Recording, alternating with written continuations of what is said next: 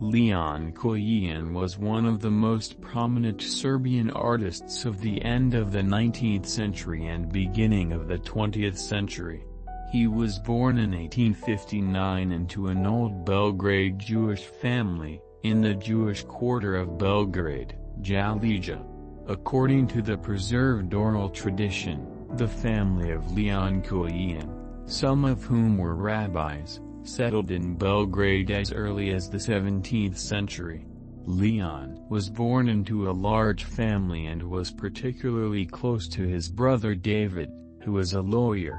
Even though it was predetermined in his family that he would be a tailor, Leon in his youth decided to pursue the study of painting.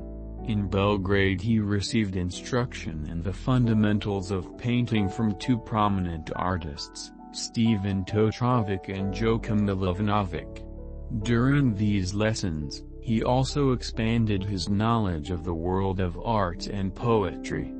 As there was no fine arts academy in Belgrade, Kojen, like other Serbian artists, went abroad. He decided to hone his painting skills in the capital of Bavaria, Munich. Munich at that time was one of the most significant Central European cultural centers with a rich artistic tradition and a very reputable Academy of Fine Arts. He enrolled in 1882. Along with his studies he engaged in the artistic life of the city. He participated in international exhibitions held in the Glass Palace, and exhibited with the members of the artists' group, Phalanx, led by Vasily Kandinsky. Kojen became ill in Munich and so returned to Belgrade after the First World War. He died on May 15, 1934 and was buried in the city's Jewish cemetery. Even though the greatest portion of his artistic effort and most significant works were created in Munich, Leon Koen remained tightly bound to the Kingdom of Serbia and to Belgrade. In Belgrade and Serbia during the second half of the 19th century, tolerance toward the Jewish community was well established. Having grown up in this atmosphere of tolerance, Leon Koen and his brother David considered themselves to be both Serbian citizens and Serbian patriots.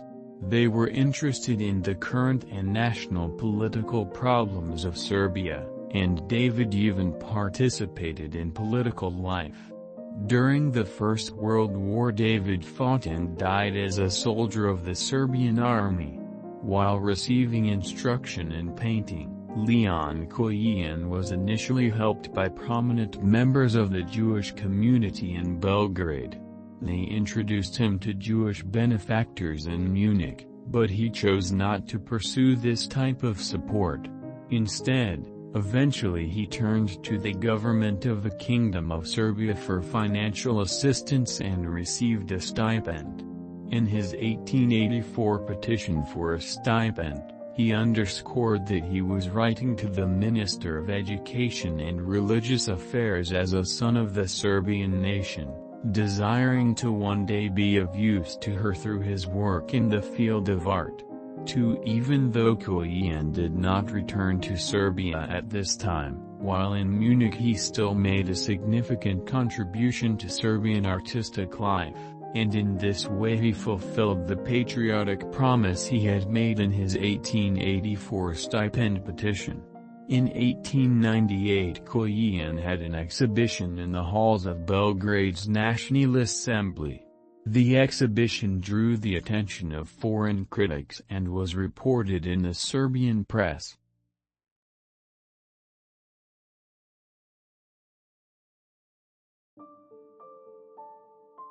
On Dortschau, in the house of a poor Jewish tailor, Leon Koen, the most significant representative of symbolism in our painting, was born in the middle of the 19th century. Temperamental and curious, he decided to leave the tailoring trade and dedicate himself to art. When the real adventure began, accompanied by frequent shortages and nervous breakdowns. He was known for his eccentric outbursts. He talked to himself while walking the streets of the Jewish neighborhood, stood up in the theater and shouted at the actors, threw his only patron out of the studio, spat on his friend and benefactor Haim, threw a bouquet of roses into the lap of a Bavarian princess, sat naked in the studio and cried loudly if the jury rejected his paintings. Passionately dedicated to painting, he combined elements of Serbian and Jewish heritage on canvas, depicting mythical scenes from an original perspective. He was the first to translate excerpts from Nietzsche's work Thus Spake Zarathustra. Due to wars and other adversities, only 15 works of this interesting painter have been preserved from his entire creativity.